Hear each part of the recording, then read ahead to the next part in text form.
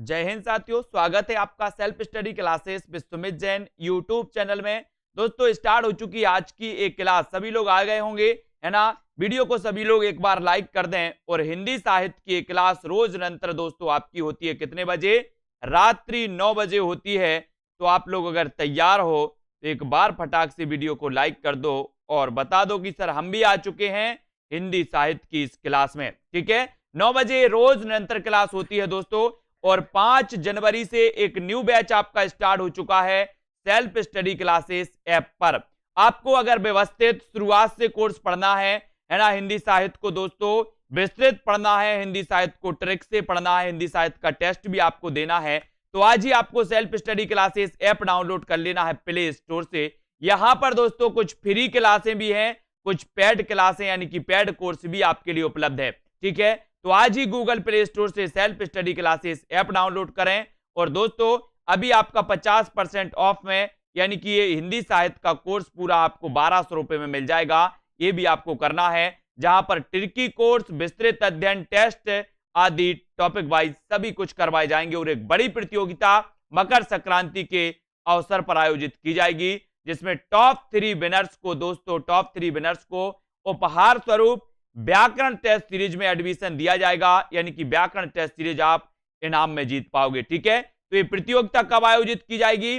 जब 14 जनवरी को मकर संक्रांति के अवसर पर, है ना। ये टेस्ट कहां पर होगा? तो ये टेस्ट होगा सेल्फ स्टडी क्लासेस ऐप पर होगा, जैसा आपका न्यू ईयर में हुआ था। ठीक है, चलिए तो अब आपको यहां पर स्टार्ट करते हैं दोस्तों आज का अपना जो सेशन है ना। आजकल अपन ने पढ़ लिया था दोस्तों, कहां तक पढ़ा था? अपन ने पढ़ लिया था कि तंत्रीनाद कवित रस सरस राग रतिरंग, है ना। रतिरंग अन बूढ़े बूढ़े तरह जे बूढ़े सब अंग, यहां तक पढ़ा था अपन ने। अब आपको इसका उत्तर बताना है यहां से, है ना। सभी लोग बताएंगे तो उत्तर यहां पर क्या हो जाएगा? जल्दी बताओ। तंत्रीनाद कवित रस सरस राग रतिरंग अन बूढ़े बूढ़े तरह जे बूढ़े सब अंग, इसका उत्तर सभी लोग चयन करेंगे। उत्तर क्या हो जाएगा इसका? फटाक से सभी लोग बताएं। यहां तक दोस्तों अपन ने कल पढ़ लिया था। अब इसके आगे अपन को पढ़ना है, तो उत्तर भी आपको बताना होगा, है ना। इसका उत्तर जो आपका हो जाएगा 154 का। बोले सर 154 की अगर बात करते हो तो उत्तर इसमें लगा दो। क्या लगा दो? उत्तर 154 का। वेरी गुड आंसर, सभी लोगों ने बिल्कुल सही बताया। और सी नंबर यानी बिहारी आपका बिल्कुल सही हो जाएगा। ठीक है, सी आपने सही बताया था और सही बता रहे हो, सी नंबर आपका बिल्कुल सही हो जाएगा।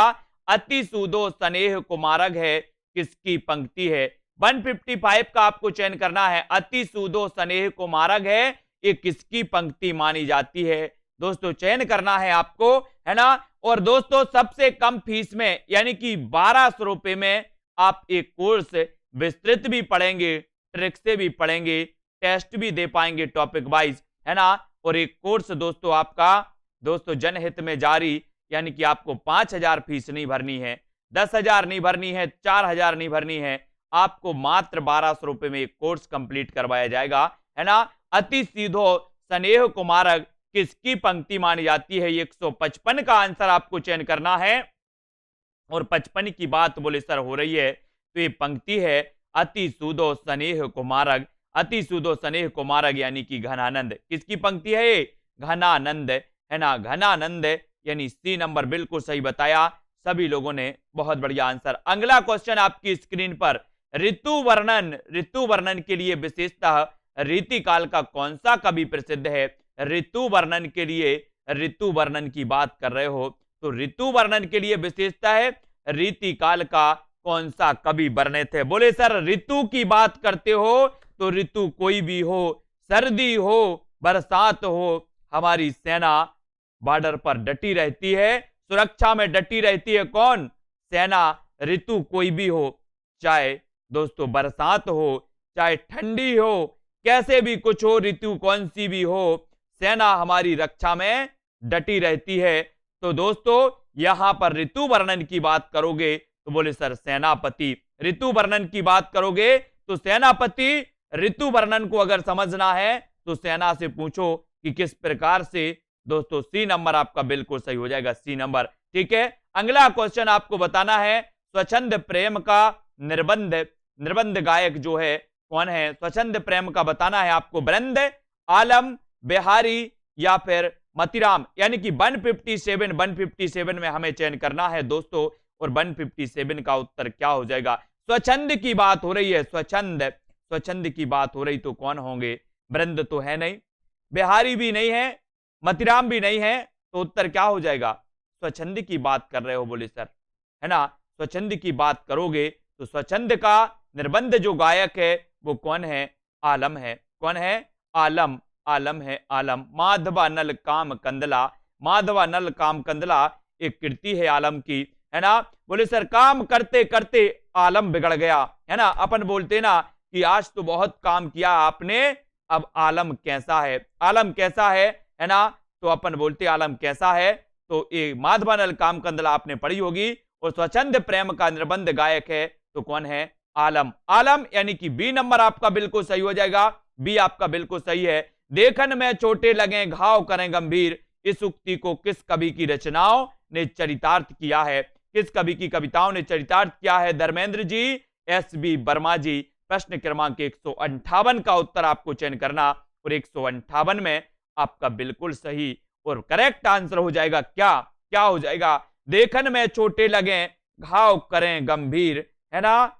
और बताओगे बिल्कुल सही है। स्वच्छंद की बात करेंगे तो आलम, अलार्म बजेगा। बहुत बढ़िया अलार्म, हिंदी जी, हिंदी कविता जी, बहुत बढ़िया अलार्म बजा दो। देखन में चोटे लगे और घाव करें गंभीर, घाव करें गंभीर, ये दोस्तों किसकी है? ये किसकी है? बिहारी जी, बिहारी जी, यानी कि डी नंबर आपका सही है। बिहारी जी की बिहारी सत्सई गागर में सागर, है ना? आपको पता है कि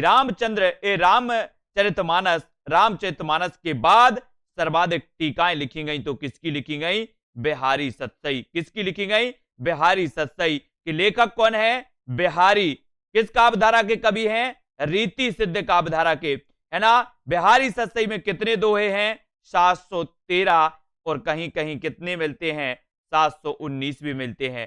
713 या फिर 719, है ना? तो इसको याद रख लेना। बिहारी सत्सई, मतीराम की प्रसिद्धि का आधार स्तंभ कौन सा है? मतीराम, मतीराम बताओ। 159। ललित ललाम इनकी रचना अपन ने पढ़ी थी दोस्तों कल, ललित ललाम कई बार पूछी गई, है ना? तो यहां पर आपको बताना मतीराम की प्रसिद्धि का आधार स्तंभ कौन सा है? प्रश्न क्रमांक 159, और 159 में आपको बताओगे, है ना? क्या है सही? क्या है सही उत्तर? क्या हो जाएगा? क्या हो जाएगा? दीपिका शर्मा जी, मतीराम की प्रसिद्धि का आधार स्तंभ कौन सा है? बोले सर आधार स्तंभ की बात कर रहे हो तो आधार स्तंभ होगा कौन सा? कौन सा होगा? रसराज, है ना? रसराज ये मतीराम की प्रसिद्धि का क्या माना जाता है? क्या माना जाता है? रसराज आधार माना जाता है। इसको भी आपको याद रख लेना है। बोले आज तो मेरी मति हो रही है काय की? रसराज की। रसराज मतलब श्रृंगार रस। श्रृंगार रस को क्या कहा जाता? रसराज कहा जाता कि नहीं? बोले सर आज तो मेरी मति हो रही है काय की? श्रृंगार की। और श्रृंगार को कहा जाता रसराज, है ना? तो याद रख लेना, मति हो रही सभी की श्रृंगार की नहीं? बोले सर श्रृंगार करके ही क्लास में बैठे हैं आज, है ना? तो ये मतीराम की प्रसिद्धि का आधार है रसराज, इनका ग्रंथ है, और रसराज कहलाता है श्रृंगार रस, है ना? श्रृंगार रसों को रसों का राजा कहा जाता है। काव्य निर्णय ग्रंथ किस कवि का है दोस्तों? काव्य निर्णय ग्रंथ किस कवि का है? 160 का आंसर बताना प्रियंका जी, सोनू जी, एस किरण जी। प्रश्न क्रमांक 160 यानी कि 160। और काव्य का निर्णय कौन ले लेते हैं? जल्दी, मैंने कई बार आपको बताया। बोले सर काव्य के निर्णय की बात करोगे तो काव्य का निर्णय ले लेते हैं कौन? भिखारी दास। कौन लेते हैं? भिखारी यानी कि आपका उत्तर हो जाएगा विकल्प नंबर सी यानी कि सा नंबर, है ना? भिखारी दास। काव्य निर्णय के रचनाकार कौन है? भिखारी दास। रट लेना, माइंड में सेट कर लेना, रचना पूछी जाती है। काव्य निर्णय भिखारी दास, काव्य निर्णय भिखारी दास, है ना? याद रख लेना। आपने देखा होगा दोस्तों, कवियों को देखा होगा, कवियों ने क्या करते हैं? कवियों को पत्नी ने धुतकार दिया, इनको वियोग हो गया। तुलसीदास को देखा, तुलसीदास को रत्नावली ने बोल दिया कि आप इतनी भक्ति श्री राम के चरणों में लगाइए, है ना? और तुलसीदास को वियोग हुआ, है ना? मतलब वो बैराग हो गया, और बैराग होके भगे तो क्या बने? बोले संत बन गए, भिखारी बन गए। और जब भिखारी बनेंगे तो ये भिखारी काव्य का निर्णय बहुत अच्छे से लेते हैं, है ना। भिखारी क्या करते, काव्य का निर्णय, किनको इनको क्या मिल जाता है, एक विषय मिल जाता है। जैसे घनानंद, घनानंद को क्या हुआ, वियोग हो गया, वियोग हो गया, निकल गए वहां से। अब निकल गए तो क्या हो गया, बोले सर भिखारी हो गए। बोले काव्य का निर्णय बहुत अच्छे लेते हैं, कौन, भिखारी। काव्य का निर्णय भिखारी दास, पूछी जाती है रचना, इसलिए मैंने बता दिया, याद रख लेना। बिहारी सतसई में कितने दोहे हैं, बिहारी सतसई में बताओ जल्दी से, कितने दोहे हैं, कितने दोहे हैं। यहां पर दिया गया दोस्तों आपको, एक तो 713, 700, 715 या फिर 701, इस प्रकार से 4 विकल्प दिए हैं। 161 का उत्तर बता रहे प्रेम शंकर जी, इन्होंने विकल्प भी नहीं देखे और बोले सर 719, गलत। विकल्प अनुसार उत्तर लगाना है, विकल्प अनुसार उत्तर लगाना मेरे भाई, है ना। ओवर कॉन्फिडेंस में नहीं आना, रक्षित शर्मा जी, ठीक है ना। उत्तर क्या हो जाएगा, बिहारी सतसई में कितने दोहे हैं आपको बताना है, विकल्प अनुसार बताना है, तो उत्तर हो जाएगा 713, 713 है, ठीक है, याद रखो 713 है, बिहारी सतसई में दोहे हैं, ठीक है। अगर यहां पर दिया होता 719 तो 719 भी टिक लगाते अपन लोग, लेकिन दिया 13 है तो 13 ही टिक लगाना है। गे पदों की रचना कौन सी है, गे पदों यानी कि 162, 162 का आंसर आपको चयन करना है। 162 का आंसर गे पदों का निर्णय, ये गे पदों की रचना कौन सी मानी जाती है। एक बार जल्दी से अंगूठा चला देना, लाइक जरूर कर देना सभी लोग। गे पदों की रचना कौन सी है, तो बोले सर कवि प्रिया को छोड़ दो, मैंने कहा छोड़ दिया, बिहारी को छोड़ दो, काव्य मंजरी को छोड़ दो, उत्तर क्या हो जाएगा, उत्तर क्या होगा, सूर सागर। सूर सागर ये गे पदों की रचना है, सूर सागर, है ना। सूर सागर, सूर सारावली और साहित्य लहरी, है ना। ये दोस्तों अपने सूरदास जी के, अपने सूरदास, है ना, सूरदास जी की रचना है और एक गे पदों की रचना है, ये भी याद रख लेना। काव्य की रीति सिखाइयो सुख बीन है सो, यह पंक्ति किस कवि की है, काव्य की रीति, रीति सिखाइयो सुख बीन सो, ये पंक्ति बतानी है, ये पंक्ति किसकी है, ये पंक्ति किसकी है, ये बताओ। बोले हम तो भिखारी हो गए हैं, अब हमें काव्य की रीति बताओ, काव्य की रीति सिखाइयो, काव्य की रीति सिखाओ, है ना। सुख बीन सो, अपन जाते भगवान के पास, जाते भगवान हम तो भिखारी हैं, जे कुछ हो तो आप हो, है ना, इस भिखारी पर दया करना, वही भिखारी हैं साहब, है ना, भगवान के सामने सब भिखारी होते हैं। तो काव्य की रीति सिखाइयो सुख बीन सो, ये पंक्ति कौन सी होगी, बोले हम तो भिखारी हो चुके हैं, अब तो क्या बताओ, काव्य की रीति सिखाइयो, रीति सिखाइयो। तो दोस्तों ये भिखारी दास की पंक्ति है, किसकी, भिखारी दास, और डी नंबर आपका बिल्कुल सही हो जाएगा, डी नंबर, डी आपका बिल्कुल सही है। आचार्य रामचंद्र शुक्ल के अनुसार रीति काल का सीमांकन क्या है, रीति काल ये वही रीति काल है दोस्तों जिसको अपन ने कई बार पढ़ा है ना, कई बार पढ़ा है। और विश्वनाथ प्रसाद ने इस रीति काल को 3 भागों में बांटा, कितने भागों में, 3 काव्य धाराओं में बांटा, रीति सिद्ध, रीति मुक्त, रीति बद्ध, ये विश्वनाथ ने बांटा। विश्वनाथ ने कहा कि रीति काल तो श्रृंगार काल है ना, श्रृंगार की इन्होंने बात की। आपको पता है कि रीति काल में श्रृंगार की प्रधानता थी, और यही श्रृंगार जब द्विवेदी युग में पहुंचा, भारतेंदु युग में पहुंचा, तो ये श्रृंगार दोस्तों क्या होने लगा, घिसटने लगा। यहाँ श्रृंगार की नहीं चली भारतेंदु युग में, द्विवेदी युग में, है ना। यहाँ महावीर प्रसाद द्विवेदी जैसे बैठे थे, इन्होंने नाई का भेद का विरोध कर दिया, बोले नाई का भेद का कोई ग्रंथ नहीं रचा जाएगा, किसने, महावीर प्रसाद द्विवेदी साहब ने। तो यहाँ पर रामचंद्र शुक्ल के अनुसार रीति काल का सीमांकन क्या है, सीमांकन आपको बताना है, तो आपका उत्तर क्या हो जाएगा।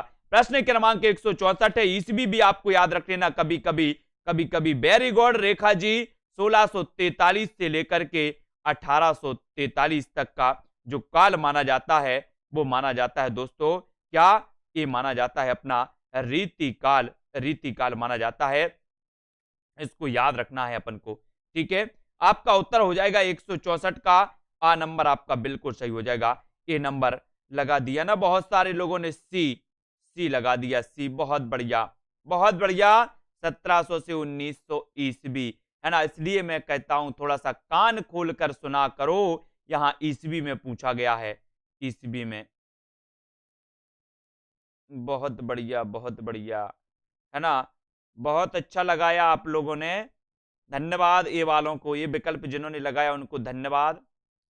और जिन्होंने सी लगाया है वो जरा मंथन करें, विचार करें कि यहाँ ईसवी पूछा गया है, ईसवी पूछा गया है और रामचंद्र शुक्ल ने संवत माना है, संवत माना है, संवत 16 है ना, माना है ना। बहुत बढ़िया, 1700 से 1900 है ना, 1700 से 1900, 1700 में से 57 घटा दो बचेंगे 43, 1900 में 57 घटा दो बचेंगे 43। हो गए ना कंफ्यूज सोनू जी? बहुत बढ़िया, है ना। तो उत्तर हो जाएगा ए नंबर, ए नंबर। 1643 से 1843 ईसवी, ईसवी है ना, ये ईसवी पूछा गया, ईसवी। इसलिए इन ग्रंथों में सिद्धांत निरूपक ग्रंथ कौन सा है? सिद्धांत निरूपक ग्रंथ बताना है कौन सा है। हाँ, कौन सा है प्रीति जी, दीपिका माही जी? इन ग्रंथों में सिद्धांत निरूपक ग्रंथ कौन सा है? सिद्धांत निरूपक ग्रंथ बताना। 165, 165 का उत्तर। सिद्धांत निरूपक ग्रंथ की बात हो रही है, वो सिद्धांत निरूपक जो ग्रंथ है वो ग्रंथ कहलाता है कौन सा? वक्रोक्ति, वक्रोक्ति जीवितम, वक्रोक्ति जीवितम। यानी कि आपका जो एक नंबर है, एक नंबर आपका वक्रोक्ति जीवितम बिल्कुल सही हो जाएगा। ए नंबर आपका ये सिद्धांत निरूपक ग्रंथ माना जाता है, वक्रोक्ति जीवितम, ए नंबर। ठीक है, अगला क्वेश्चन है सेवा बावनी के रचयिता कौन है? बिल्कुल सरल आंसर है ना, अड़िया तरीके से बताना है ना। उत्तर क्या हो जाएगा? उत्तर बताओ।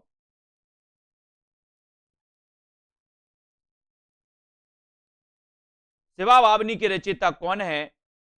और बोले सर सेवा बावनी की बात अगर करोगे तो सेवा बावनी की जो रचना है, ये रचना किसकी है?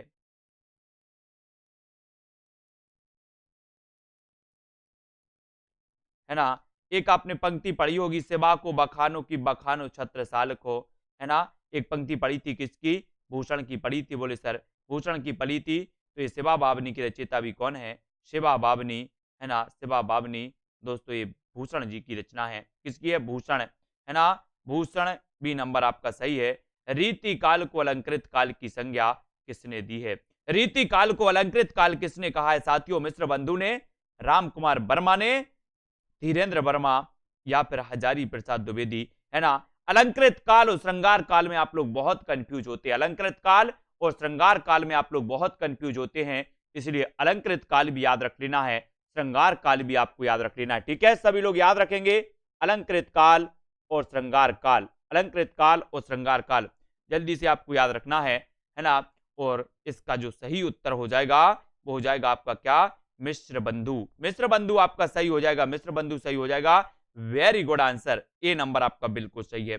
अगला क्वेश्चन की ओर चलते, इस्कनामा किसकी कृति है? इस्कनामा, इस्कनामा के रचनाकार कौन है? आलम, बोधा, ठाकुर, ठाकुर दुजदेव, कौन माने जाते? इस्कनामा, इस्कनामा। बोले सर इश्क में नाम पड़ गया, क्या नाम पड़ गया?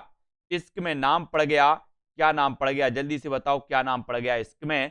इश्क में नाम पड़ गया क्या? बोधा। इश्क में नाम पड़ गया बोधा, तो उत्तर हो जाएगा क्या? बोधा। इश्क नामा बोधा, इश्क लता घनानंद। ठीक है, बी नंबर आपका बिल्कुल सही है। बहुत बढ़िया।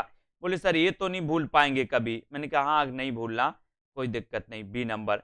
इनमें से कौन सा कवि रीतिबद्ध काव्यधारा से संबंधित नहीं है? रीतिबद्ध बताना, रीतिबद्ध कौन नहीं है? चिंतामणि, मतिराम, पद्माकर, है ना, बिहारी, रीतिबद्ध काव्यधारा से संबंधित कौन नहीं माने जाते? कमेंट में लिखो जल्दी से। रीतिबद्ध काव्यधारा, रीतिबद्ध काव्यधारा की बात करोगे, बोले सर रीतिबद्ध में चिंतामणि आते हैं, मतिराम आते हैं, पद्माकर भी आते हैं, लेकिन कौन नहीं आते? कौन नहीं आते रीतिबद्ध में? रीतिबद्ध में नहीं आते कौन? बिहारी, बिहारी, है ना, बिहारी नहीं आते। ये रीति सिद्ध में आते हैं, रीति सिद्ध में आते हैं कौन? रीति सिद्ध में आते बिहारी, पद्माकर रीतिबद्ध, मतिराम, है ना, केस की चिंता देव मतिराम। इस प्रकार से मैंने रीतिबद्ध को अलग से एक ट्रैक बनाई है, बहुत बढ़िया पैड क्लास वालों के लिए, है ना। तो यहां पर आपका डी नंबर आपका बिल्कुल सही हो जाएगा, रीतिबद्ध, डी नंबर, है ना। यद्यपि सुजाति सुलक्षणी सुवर्ण सरस सुब्रत भूषण बिनुना ब्राजिए कविता बनिता मित्र। लगाओ जल्दी से, अब क्या उत्तर हो जाएगा? चार विकल्प हैं आपके सामने, जदपि सुजाति सुलक्षणी सुवर्ण सरस सुवृत्त भूषण बिनुना ब्राज यही कविता बनिता मित्त। ये पंक्ति किसकी है? ये पंक्ति भी पूछी जाती है ना नर्मदा जी, पंक्ति भी पूछी जाती है। 170 का आंसर बताना है। रेखा जी, आरसी जी, है ना, और उत्तर क्या हो जाएगा? उत्तर बताना अखिलेश जी। 170 में देखते हैं कौन कौन सही बता रहे हैं। बहुत सारे लोग क्या लगा रहे हैं? सी लगा रहे हैं कुछ लोग डी लगा रहे हैं, भूषण बता रहे हैं कुछ लोग। बहुत बढ़िया, सी सी सी, हाँ सी बता दो बिल्कुल सी, है ना। अधिकांश लोगों ने बताया डी, लेकिन 10% लोगों ने बताया सी, है ना, क्योंकि उन्होंने देख लिया था यहां भूषण देख लिया, तुक्का लगा दिया, बोले भूषण ही सही होगा। तुक्का नहीं लगाना, यहां तुक्का नहीं चलेगा। ये होगा केशव दास की ये पंक्ति है ना, ये भूषण की नहीं है। तुक्का वाले थोड़ा सा समझ जाओ, है ना, ये भूषण की नहीं है। आरसी मलिक, ये पंक्ति है केशव दास की। किसकी है? केशव दास की है। इसलिए डी नंबर आपका बिल्कुल सही हो जाएगा। ठीक है, डी नंबर। यहां भूषण देख लिया, बोले सर भूषण आ गया, आंखें बंद करो, टिक लगा दो। भूषण नहीं है, भूषण। डी नंबर सही होगा आपका, केशव दास। ठीक है। किस कवि ने सतसई की रचना नहीं की? सतसई की रचना किसने नहीं की? मतिराम ने, बृंद बिहारी या फिर लाल कवि। 171 171 का यसरत्ती जी उत्तर बताना है। उत्तर क्या हो जाएगा? हाँ बहुत बढ़िया, RX कुमार, है ना, दीपिका शर्मा और महेश जी, अंकित कुमार जी। किस कवि ने सतसई की रचना नहीं की? सतसई, है ना, बताओ जल्दी। लवली ठाकुर जी, आदेश जी, धर्मेंद्र जी, कपिल देव आ गए हैं। कपिल देव 171 का आंसर हो जाएगा आपका क्या? 171। मतिराम ने की है, बृंद ने की है, बिहारी ने, लाल कवि ने नहीं की। लाल कवि ने सतसई की रचना नहीं की क्योंकि ये लाल हो गए, बोले मैं लाल हूं इसलिए, है ना, लाल, तो ये लाल हो गए, लाल। डी नंबर बिल्कुल। ये सतसई की रचना इन्होंने नहीं की है ना। मैंने कई बार आपको बताया है कि लाली मेरी लाल की, जित देखूं उत लाल, और लाली देखन मैं चली तो मैं भी हो गई लाल, है ना। ऐसी लाली लाल है भैया। किस कवि की कविता? हृदय की बेधकता को लक्ष्य करके उसे नाविक के तीर कहा गया है। नाविक के तीर कहा गया है, तो किस लेखक, किस कवि की कविता को कहा गया है? हाँ बिल्कुल, किस कवि की कविता की हृदय बेधकता को लक्ष्य करके उसे नाविक का तीर कहा गया? और बोले नाविक की तीर करोगे बात तो उत्तर हो जाएगा, क्या हो जाएगा? हाँ 172, और 172 में आपका बिल्कुल सही आंसर हो जाएगा। बोले सर बात करते हो आप बिहारी सतसई की, और बिहारी सतसई रचना किसकी है? बिहारी सतसई। ठीक है, बिल्कुल सही। आ नंबर आपका बिल्कुल सही हो जाएगा, ए नंबर सही हो जाए। छत्र प्रकाश किसकी रचना है? ये वही आ गया फिर से, छत्र प्रकाश, है ना। अपन क्या बोलते हैं, आपके भी बहुत सारे पुत्र होंगे। पुत्र आता है, पैर पड़ता है पिताजी के, बोले सब पिताजी आशीर्वाद देता है, छत्र छाया है। छत्र छाया किसके ऊपर? बोले सर छत्र प्रकाश है। छत्र छाया है किसके? लाल के की ग्वाल के? बोले सर लाल के ऊपर छत्र प्रकाश है, छत्र छाया है ना। ये वही लाल है, तो छत्र प्रकाश की रचना किसकी है? छत्र प्रकाश की रचनाकार कौन है? ये फिर से आ गए लाल आ गए, तो लाल लगा दो, और छत्र, लाल के ऊपर छत्र छाया है, छत्र का प्रकाश है, तो उत्तर हो जाएगा आपका क्या? ए नंबर, लाल, है ना। लाल यानी कि ए नंबर। दोस्तों आपने लाल पढ़ा, लाल, और लाल के दो अर्थ निकलते यहां पर। एक तो लाल होता है रंग, और एक लाल होता है, लाल मतलब होता है पुत्र, है ना। बोले मेरा लाल भी आ गया है, तो लाल मतलब दो अर्थ यहां पर निकल गए। कौन सा अलंकार हो जाएगा? बोले सर कौन सा हो जाएगा? ठीक है, तो ये छत्र प्रकाश इसकी रचना हो जाएगी, लाल कवि की हो जाएगी। इसको भी आपको याद रख लेना है दोस्तों। और यहां पर आते हैं, अमिदा उत्तम काव्य है, मध्य लक्षणा लीन, अदम व्यंजना सरस ब्रस उल्टी कहते प्रवीण, है ना। एक आपने दोस्तों वो गाना भी सुना होगा, जग लाल लाल लाल लाल लाल लाल देखेगा मुझको। ये लाल का चक्कर बहुत गजब है हिंदी साहित्य में भी, है ना। और आप फिल्मी में देखो तो लाल लाल, बोले लाल लाल दिखेगा मुझको, तो ये लाल लाल का चक्कर गजब है। अभिदा उत्तम काव्य पूछा गया था, अभी पंजाब में पूछा गया था, मास्टर कैडर पंजाब में। अभिदा उत्तम काव्य है, मध्य लक्षणालीन, अधम व्यंजना रस सरस रस, उल्टी कहत प्रवीण। ये पंक्ति किसकी है ना। पंजाब मास्टर कैडर वाले खुश हो गए, बोले सर पूछ ली गई थी ये पंक्ति, है ना। और बिल्कुल सही टिक किया था ना, ये अमिदा उत्तम काव्य है मध्य लक्षणालीन, ये पंक्ति टिक किया था। बोले सर ये जो पंक्ति है, ये पंक्ति है किसकी, देव कवि की। अभिदा उत्तम काव्य है मध्य लक्षणालीन, यानी कि आपका बी नंबर बिल्कुल सही हो जाएगा, बी। ठीक है, बी नंबर टिक किया है तो राइट हो जाएगा। और आगे बढ़ोगे, सुजान विनोद किसकी रचना है, सुजान विनोद किसकी रचना है। 4 विकल्प हैं दोस्तों, सुजान विनोद के रचनाकार आपको बताना है, 175 का आपको चयन करना है। और सुजान हमने क्या पढ़ा था, सुजान विनोद देव, विनोद देव, सुजान विनोद को देव, यहां से कर लो, सुजान विनोद को देव, सुजान विनोद याद करो, सुजान विनोद। सुजान विनोद के रचनाकार कौन है, देव कवि, देव कवि हैं। अमिदा उत्तम काव्य है मध्य लक्षणालीन। और दोस्तों अपन ने क्या पढ़ा था, ठीक है, ये आ नंबर आपका बिल्कुल सही हो जाएगा, ए नंबर। ठीक है, देव कवि की रचना है।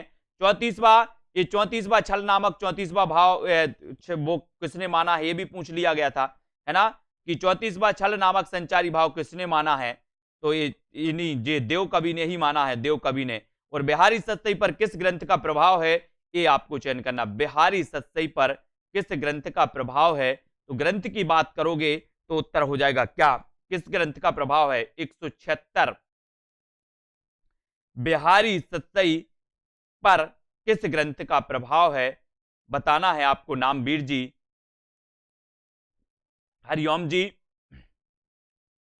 उत्तर आपका बिल्कुल सही होगा, गाथा सप्तशती, गाथा सप्तशती, यानी सी नंबर आपका बिल्कुल सही हो जाएगा, Gatha Saptashati. Sudhir ji very good answer, Bihari Satsai, Bihari की रचना, और इस पर गाथा सप्तशती, गाथा सप्तशती का प्रभाव है। ये मुक्तक काव्य है, मुक्तक काव्य, मुक्तक काव्य बिहारी सत्सई, ये भी याद रखोगे, है ना। कुंदन को रंग फीको लगे किसकी पंक्ति है, कुंदन को रंग फीको लगे, ये पंक्ति किसकी है। जिन भी साथियों को पेड कोर्स में ज्वाइन होना है, मात्र 1200 रुपए में ये पेड कोर्स में ज्वाइन हो सकते हैं दोस्तों। अपने अध्ययन को व्यवस्थित बना सकते हैं, क्रमबद्ध बना सकते हैं, विस्तृत पढ़ सकते हैं, ट्रिक से पढ़ सकते हैं, टॉपिक वाइज टेस्ट भी लगा सकते हैं, है ना। तो आपको पता होगा कि ये दोस्तों आपके लिए मात्र 1200 रुपए में कोर्स रखा है। 5000 नहीं देना आपको, 10,000 भी नहीं देना, है ना। देना तो सिर्फ कितने, 1200। ठीक है, वो भी 50% ऑफ में आप कोर्स ज्वाइन कर सकते हैं। ठीक है, कुंदन को रंग फीको लगे, है ना, किसकी पंक्ति मानी जाती है। और ये पंक्ति की बात करते हुए 177 में बोले ये सर किसकी है, मतीराम की। कुंदन को रंग फीको लगे, है ना, बोले मेरी तो मती इधर उधर हो रही थी। बोले क्यों, बोले कुंदन को रंग फीको लग रहा हो तो, है ना, कुंदन को रंग फीको लग रहा हो तो मेरी मती बिगड़ गई, मती बिगड़ गई, तो मैं कुंदन वापस करके आया क्योंकि इसका रंग कैसा लग रहा था, फीको। अगर आपके घर में कोई आपको कुंदन लेकर के आए और आपको उसका फीका रंग लगेगा तो आपकी मति बिगड़ जाएगी, मति मुझे नहीं चाहिए, ये इसका रंग फीका लग रहा है, मति तो मतीराम, है ना। मेरो तो गिरधर गोपाल, ये पंक्ति किसकी है, मेरो तो गिरधर गोपाल, ये पंक्ति किसकी मानी जाती है। 178 का आंसर बताना है, मेरो तो गिरधर गोपाल, ये पंक्ति किसकी है। पंक्ति की बात करते बोले सर ये पंक्ति तो जो मानी जाती है ये मीराबाई, है ना। मीराबाई की रचनाओं में राग गोविंद, है ना, और दोस्तों राग सोरठ आपको पता होगा, और गीत गोविंद की टीका भी इन्होंने लिखी है, गीत गोविंद की टीका, है ना। नरसिंह जी को मायरो भी इन्होंने लिखा है। ठीक है, तो ये तुलसी दे किसकी, मीराबाई, मीराबाई जी। मेरो तो गिरधर नागर, यानी कि 178 का आंसर आपको मीराबाई सही हो जाएगा। कविता बली की रचनाकार कौन है, कविता बली, कविता बली के रचनाकार कौन है, सूरदास, मीराबाई, कुंभन दास या फिर तुलसीदास। ठीक है, सभी लोग ऐप को डाउनलोड कर लेना, सेल्फ स्टडी क्लासेस ऐप को डाउनलोड करना है। 14 तारीख को मकर संक्रांति के अवसर पर 50 प्रश्नों की, हिंदी साहित्य के 50 प्रश्नों की एक प्रतियोगिता आयोजित की जाएगी, है ना। टॉप 3 विनर्स को हिंदी व्याकरण की टेस्ट सीरीज में एडमिशन दिया जाएगा। तो आप भी दोस्तों विनर्स बन सकते हैं, आप भी उस प्रतियोगिता में भाग लें, है ना, अपना भाग अजमाएं, अपना नॉलेज अजमाएं, है ना। कविता बली की रचयिता, वो बिल्कुल फ्री है, फ्री प्रतियोगिता है, वो ऐप पर होगी। ऐप आपको सबसे पहले डाउनलोड कर लेना है, सेल्फ स्टडी क्लासेस, है ना, प्ले स्टोर में सर्च करना है। और कविता बली की रचयिता कौन है? तो बोले सर इतना सरल क्वेश्चन। मैंने कहा ठीक है, तुलसीदास। कौन है? तुलसीदास, यानी डी नंबर। सभी लोगों ने बिल्कुल सही आंसर बताया, उनके लिए धन्यवाद, है ना। आधुनिक काल की पूर्व पीठिका आ गई। आधुनिक काल की पूर्व पीठिका में आज हम पढ़ेंगे दोस्तों कि हिंदी साहित्य में आधुनिक हिंदी साहित्य के सूत्रधार कौन है। आधुनिक हिंदी साहित्य के सूत्रधार कौन माने जाते हैं? 180 का आंसर आपको चयन करना है। हिंदी साहित्य में आधुनिक हिंदी के सूत्रधार कौन माने जाते? बालकृष्ण भट्ट, महावीर प्रसाद द्विवेदी, भारतेंदु हरिश्चंद्र या फिर प्रताप नारायण मिश्र।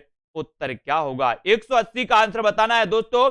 3000 प्रश्नों की हिंदी साहित्य की 3000 प्रश्नों की टेस्ट सीरीज भी लॉन्च की गई है। मात्र कितने में? मात्र 500 रुपए में दोस्तों, है ना। ये 10 तारीख तक आप 450 रुपए में खरीद सकते हो, है ना। तो ये हिंदी साहित्य की 3000 प्रश्नों की टेस्ट सीरीज इसमें आप लगाओगे, इसमें आपके नंबर भी आपको पता चलेंगे, इसमें दोस्तों आप सॉल्यूशन भी लगा पाओगे कि क्या सही है क्या गलत है ना। आज आपका सेकंड बैच वालों का दोस्तों क्या था? आज टेस्ट था। कौन सा? हिंदी साहित्य को इतिहास को लेकर टेस्ट था। बच्चों ने बढ़ चढ़कर भाग लिया और अच्छे नंबर भी आए हैं, है ना। हिंदी साहित्य में आधुनिक हिंदी साहित्य के सूत्रधार कौन है? तो सूत्रधार हैं दोस्तों कौन? भारतेंदु हरिश्चंद्र। कौन है? भारतेंदु हरिश्चंद्र, जिन्हें की दोस्तों सी नंबर आपका बिल्कुल सही हो जाएगा। सी, भारतेंदु हरिश्चंद्र माने जाते हैं हिंदी साहित्य में आधुनिक हिंदी साहित्य के सूत्रधार। आधुनिक काल के प्रारंभिक काल को कौन सा काल कहा जाता है? आधुनिक काल के प्रारंभिक काल को कौन सा काल कहा जाता है? 181। और 181 का उत्तर आपसे पूछा गया तो बिल्कुल दिल खोल के हंस करके इस उत्तर का टिक लगाना है और उत्तर हो जाएगा आधुनिक काल के प्रारंभिक काल को कौन सा नाम दिया गया? तो बताओ, नवलेखन काल, जागरण काल, जागरण सुधार काल या फिर पुनर्जागरण काल। क्या कहा गया? क्या कहा गया आधुनिक काल के प्रारंभिक काल को? ये आपको चयन करना है। बहुत सारे लोग कंफ्यूज हुए होंगे, है ना, लेकिन कंफ्यूज नहीं होना है। इसको पुनर्जागरण काल ही कहते हैं। क्या कहते हैं? पुनर्जागरण काल। कुछ लोग बता रहे सी, है ना, हो गए ना। ये जागरण सुधार काल तो ये द्विवेदी युग था। ये जागरण सुधार काल तो द्विवेदी युग था। ये पुनर्जागरण काल भारतेंदु युग था, है ना। पुनर्जागरण काल भारतेंदु युग, जागरण सुधार काल ये द्विवेदी युग था। तो आपका उत्तर हो जाएगा प्रारंभिक काल को कौन सा काल नाम दिया गया? तो उत्तर हो जाएगा पुनर्जागरण काल। पुनर्जागरण यानी डी नंबर आपका बिल्कुल सही हो जाएगा। ठीक है, डी।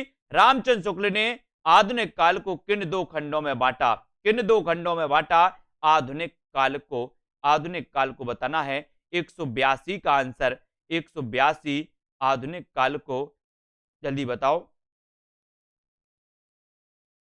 तो 182 दोस्तों, आधुनिक काल में ऐसा नहीं है कि भारतेंदु युग में काव्य रचनाएं नहीं हुई। भारतेंदु युग में दोस्तों पद्य साहित्य नहीं लिखा गया। भारतेंदु साहित्य में गद्य साहित्य नहीं लिखा गया, दोनों लिखे गए, है ना। गद्य भी लिखा गया, पद्य भी लिखा गया, है ना। तो यहां पर याद रख लेना, अपन गद्य साहित्य पढ़ते हैं, गद्य साहित्य में अपन नाटक निबंध आदि पढ़ते हैं, तो आधुनिक काल में भी लिखे गए, यानी कि भारतेंदु युग में भी लिखे गए, है ना। द्विवेदी युग में भी नाटक निबंध लिखे गए। तो भारतेंदु जी ने 2 भागों में, 2 खंडों में बांटा। एक तो गद्य खंड और दूसरा काव्य खंड, है ना। काव्य खंड अपन पढ़ते हैं दोस्तों कौन कौन सा? भारतेंदु, द्विवेदी, छायावाद, है ना, छायावाद, प्रगति, प्रयोग, नई कविता। ये जो माने जाते हैं, ये माने जाते हैं अपने काव्य खंड के माने जाते हैं। और बात करें गद्य खंड की, तो गद्य खंड में दोस्तों अपन पढ़ते हैं, क्या पढ़ते हैं? अलग अलग पढ़ते हैं, जैसे भारतेंदु युग, द्विवेदी युग, है ना, फिर प्रेमचंद युग पढ़ते, प्रेमचंद पूर्व का युग पढ़ते हैं। तो अलग अलग प्रकार से नाटक में अपन प्रसाद पूर्व का युग पढ़ते हैं, फिर प्रसाद योग, प्रसादोत्तर योग ये पढ़ते हैं, है ना। तो यहां पर आपको याद रख लेना कि रामचंद्र शुक्ल ने आधुनिक काल को किन 2 खंडों में बांटा गया? तो गद्य खंड और काव्य खंड। गद्य खंड और काव्य खंड। आधुनिक युग में किस भाषा की जगह खड़ी बोली ने ले ली? किस भाषा की जगह खड़ी बोली ने ले ली? एक बार सभी लोग लाइक जरूर कर देना।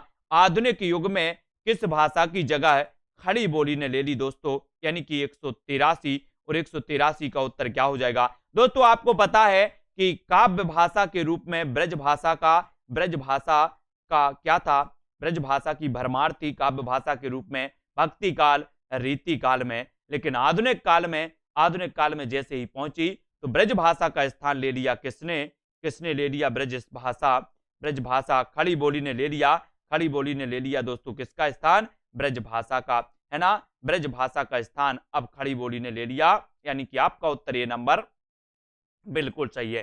ठीक है, ये नंबर सही है। आधुनिक काल के द्वितीय चरण को किस काल की संज्ञा दी गई, बहुत बढ़िया प्रश्न है। प्रश्न क्रमांक 184 में आपको चयन करना है दोस्तों, आधुनिक काल के द्वितीय चरण को किस काल की संज्ञा दी गई, तो जल्दी से चयन कर लेना। 184 का आंसर हमें चयन करने के लिए बोला गया है ना, थक कर नहीं बैठना है, उत्तर बताना है। आधुनिक काल के द्वितीय चरण को क्या किस काल की संज्ञा दी गई, यहां पर उत्तर क्या हो जाएगा, उत्तर बताओ सभी लोग, उत्तर बताओ। आधुनिक काल के द्वितीय चरण को किस काल की संज्ञा दी गई, तो अभी अपन ने पढ़ा था, बोले सर आधुनिक काल का जो युग था इसे जो नाम दिया गया वो नाम दिया गया सुधार काल, है ना, सुधार काल नाम दिया गया, जागरण सुधार काल, इसे जागरण सुधार काल कहा जाता है, यह सुधार काल नाम दिया गया, यानी कि आपका उत्तर हो जाएगा बी नंबर बिल्कुल सही है।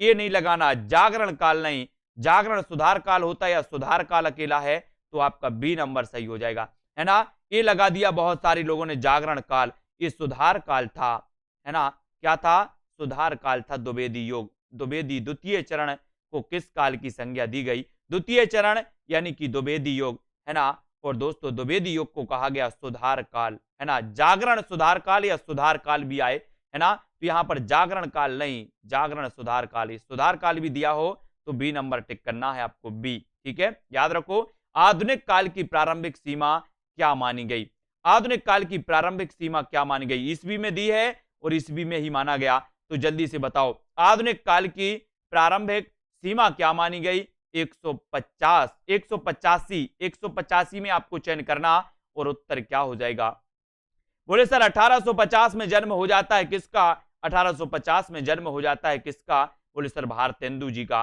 भारतेंदु जी का जन्म होता है 1850 में, और भारतेंदु के जन्म से ही आधुनिक काल की सीमा मानी गई है, आधुनिक काल की सीमा मानी गई। आधुनिक काल दोस्तों, है ना, आपको एक क्वेश्चन आया था कि आधुनिक काल को रामचंद्र शुक्ल ने क्या कहा, तो रामचंद्र शुक्ल ने गद्य काल कहा था, गद्य काल, है ना, रामचंद्र शुक्ल ने आधुनिक काल को गद्य काल कहा, और आधुनिक काल की समय सीमा मानी जाती है 1850 से, है ना, याद रख लेना। भारतेंदु का जन्म भी 1850 माना जाता है, इसके पहले 1844 में बालकृष्ण भट्ट का जन्म हुआ था, ये भी याद रख लेना, और 1850 आपका बिल्कुल सही आंसर हो जाएगा। ठीक है, सभी लोगों ने ये अंगूठा दबा दिया कि नहीं, वो है ना, लाइक वाले उस पर अंगूठा जरूर आपको दबाना है ना। भारतेंदु युग को पुनर्जागरण काल की संज्ञा किसने दी, बहुत बढ़िया प्रश्न। 186 का उत्तर बताना है, और एक क्वेश्चन हमेशा बनते हैं यहां से क्वेश्चन, उत्तर क्या हो जाएगा, पुनर्जागरण। अगर एक बार आप सो गए और नांग आ जाए तो क्या करोगे, पुनर्जागरण कर लोगे, बोले सर हम तो पुनर्जागरण कर लिया, बोले क्यों, नांग आ गया था, क्या आ गया था, नांग, इसलिए पुनर्जागरण हो गया, है ना, याद रखो। भारत में ऐसा ही होता है, एक बार सो गए और नांग आ गया तो पुनर्जागरण, तो नगेंद्र, कौन बोलेंगे पुनर्जागरण बोलेंगे क्या, नगेंद्र, क्या बोलेंगे, नगेंद्र साहब ने कहा पुनर्जागरण, नगेंद्र यानी कि डी नंबर, है ना, नाग देवता आ गए, बोले फन करके, बोले सर पुनर्जागरण हो गया, पुनर्जागरण, है ना, तो पुनर्जागरण, इसको याद रख लेना, पुनर्जागरण दोस्तों नगेंद्र साहब ने कहा है, नगेंद्र। ठीक है, डी नंबर आपका बिल्कुल सही हो जाएगा। अगला क्वेश्चन देखो, आधुनिक साहित्य पुस्तक का लेखक कौन है, आधुनिक साहित्य पुस्तक का लेखक कौन है, रामस्वरूप चतुर्वेदी, धीरेन्द्र वर्मा, अज्ञे, या फिर नंद दुलारे वाजपेयी कौन है। आधुनिक साहित्य पुस्तक बताना है 187, और 187 में जो उत्तर हो जाएगा वो क्या हो जाएगा, आधुनिक साहित्य पुस्तक, बोले सर हमारी नंद ने आधुनिक साहित्य पुस्तक लिखी है, किसने, है ना, नंद होती ना बहुत सारी, अनीता जी नंद होती है, नंद, बोले सर नंद की बात मत करो, है ना, बहुत परेशान करती है नंद है ना। तो नंद ने लिख दी अपनी अपनी नंद की थोड़ी सी बड़वारी कर देना। बोले सर बहुत बड़वारी कर रही थी नंद की, है ना। तो आधुनिक साहित्य पुस्तक लिख दी। बोले सर किसने? नंद ने। तो नंद दुलारे वाजपेयी, नंद दुलारे वाजपेयी, यानी डी नंबर आपका बिल्कुल सही हो जाएगा, है ना। तो आधुनिक साहित्य पुस्तक के लेखक हैं नंद दुलारे वाजपेयी, यानी कि 187 में आपको चयन करने के लिए बोला और आपने लगा दिया डी नंबर, नंद दुलारे वाजपेयी। ठीक है। आधुनिक काल में आधुनिकता के फलस्वरूप साहित्य में किस प्रवृत्ति का समावेश हुआ? यानी कि 188 में आपको चयन करना। आधुनिक काल में आधुनिकता के फलस्वरूप साहित्य में किस प्रवृत्ति का समावेश हुआ? 188 का उत्तर क्या हो जाएगा?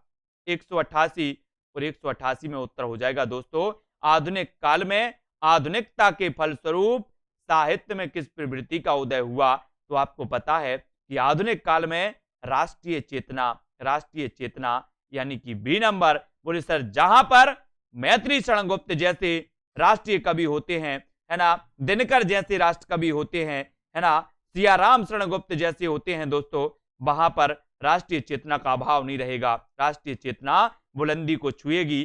तो आधुनिक काल में आधुनिकता के फलस्वरूप साहित्य में किस प्रवृत्ति का समावेश हुआ? तो वो प्रवृत्ति थी कौन सी? राष्ट्रीय चेतना की प्रवृत्ति, राष्ट्रीय चेतना, है ना। ए बी नंबर आपका बिल्कुल सही हो जाएगा, बी नंबर। हिंदी साहित्य का आधुनिक इतिहास ग्रंथ लेखक कौन है? हिंदी साहित्य का आधुनिक इतिहास, आधुनिक यानी कि 189 और 189 का उत्तर क्या हो जाएगा? आधुनिक इतिहास ग्रंथ, आधुनिक हिंदी साहित्य का आधुनिक इतिहास ग्रंथ के लेखक कौन है? जिन्हें राहों का निवेशी कहा जाता है ना, जिन्हें दोस्तों कठिन गद्य का प्रेत कहा जाता है ना। आपने पढ़ा होगा, पढ़ा है कि नहीं पढ़ा? जल्दी से बताओ।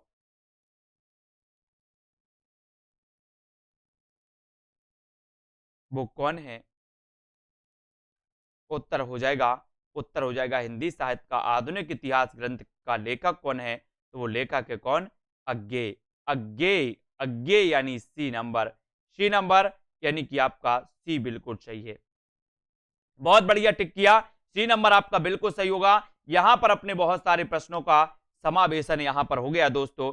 अब आपको क्या करना है, इस प्रतियोगिता में आयोजित लेना है। सबसे पहले तो सेल्फ स्टडी क्लासेस, ये आपको ऐप डाउनलोड कर लेना है प्ले स्टोर से जाकर के, है ना। यहां पर 14 जनवरी की जो टेस्ट प्रतियोगिता होनी वो यहीं पर होगी आपकी, है ना। इस प्रतियोगिता में टॉप 3 विनर्स को हिंदी व्याकरण का जो टेस्ट सीरीज है वो उपहार में मिलने वाली है ना। और ये जो बैच है हिंदी साहित्य का, हिंदी साहित्य को अच्छे से पढ़ो दोस्तों। आप क्या कर रहे हो? आप जब पढ़ाई कर रहे हो तो एक बार व्यवस्थित पढ़ाई करो, क्रमबद्ध पढ़ाई करो। जो सोच रहे हैं कि एग्जाम आएगा उसके 20 दिन बाद हम कोर्स परचेस करेंगे, जो सोच रहे हैं कि हम व्यवस्थित पढ़ेंगे कब? एग्जाम के 10 दिन पहले, एग्जाम के 1 महीना पहले, तो ये सोच निकाल दो। ये हिंदी साहित्य है, हिंदी साहित्य 5 दिन 10 दिन में नहीं होती है, 5-10 दिन में तो बेवफा हो जाती है।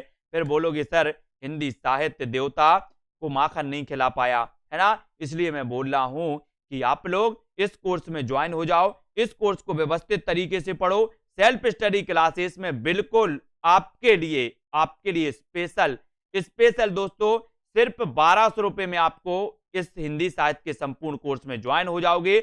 यहां पर हिंदी साहित्य का रिकॉर्डेड आपको कोर्स मिलेगा, आपको टारगेट दिया जाएगा, लाइव क्लास मिलेंगी, है ना। उसके बाद आपको ट्रिकी वीडियो भी मिलेंगे, ट्रिकी वीडियो के बाद टॉपिक वाइज आपको टेस्ट भी मिलेंगे। जैसे आदिकाल आपका कंप्लीट हो गया, आदिकाल का टेस्ट होगा, भक्तिकाल कंप्लीट हो गया, भक्तिकाल का टेस्ट होगा, रीतिकाल कंप्लीट हुआ, रीतिकाल का टेस्ट होगा, उसका रिजल्ट आपका आएगा। रिजल्ट आएगा कैसे? ओवरऑल स्टूडेंट में आपकी रैंक क्या है ना, आपके नंबर कितने आए, ये सारी चीजें आपसे पूछी जाएंगी, है ना। तो आपको दोस्तों इस बैच में जल्दी से ज्वाइन हो जाएं सभी लोग, है ना। ये मात्र आपके लिए दोस्तों, है ना, 1200 रुपए में आपको 5000, 10,000, 15,000 पे नहीं करना हिंदी साहित्य के लिए। सेल्फ स्टडी क्लासेस में सबसे कम अभी तक और सबसे अच्छा मटेरियल आपके लिए। ट्रिक से भी पढ़ो, कैसे याद हो रहा है वैसा पढ़ो, है ना। यहां एक ही लक्ष्य, याद करना, यन कैन प्रकारेण याद करना है ना। श्याम पंडित जी, लता कुमार, हरिओम जी, कविता चंचल जी, तो जो भी साथी हिंदी साहित्य से जुड़े हैं एक बार सेल्फ स्टडी क्लासेस में आए, है ना। कोर्स को आप ले सकते हैं और कोर्स में दोस्तों जुड़े, है ना, मजा आ जाएगा हिंदी साहित्य में। अर्शदीप, माही, विश्वास मलिक सर जी, अभी तक दारसू शर्मा जी, अभी तक जो आप पढ़ते रहे दोस्तों उससे कुछ हटके आपको यहाँ महसूस होगा, है ना। हेमचंद्र जी, रीता राजेश जी, कई पुस्तकों का निचोड़ आपको यहाँ मिलेगा। एक बार आप जुड़ेंगे पुस्तकों की जरूरत ही नहीं पड़ेगी आपको तो, है ना। पिंकू जी, गणपत बिमलेश जी, बिल्कुल सही है ना, बहुत बढ़िया, ठीक है। और अमिता, सोनू जी, रीता, अर्शदीप जी, धर्मेंद्र, प्रीति जी, हार्दिक जी, सुषमा जी, रेनू चमोली, लवली ठाकुर जी, ठीक है। और दोस्तों धर्मेंद्र जी, है ना, रीता जी वर्मा, अनीता जी, योगेंद्र, ममता जी, सभी लोग जुड़े रहें, वीडियो को लाइक कर देंगे, है ना। ममता चौहान जी, आपका नाम ले लिया, बिल्कुल ले लिया। मिनी पांडे, हेमचंद्र, विकास जी, राज और जय कुमार, कपिल देव जी, सभी को धन्यवाद।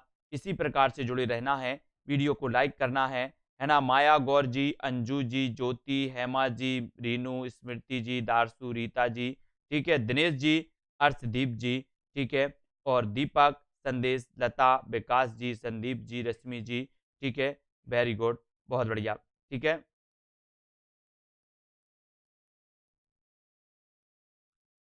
ठीक है, जय कुमार, एस किरण जी, हर्ष जी, सोनू जी, है ना, गॉड काइंड जी, राकेश जी, है ना, बहुत बढ़िया, अनिल जी, एम आर, कविता जी, नमन जी, सोनू सिंह जी, मिनी पांडे, दारसू, डॉक्टर वंदना जी, प्रीति गोले, अमिता, दिनेश गुप्ता जी, धर्मेंद्र जी, एस के सिंह जी, ठीक है, बहुत बढ़िया।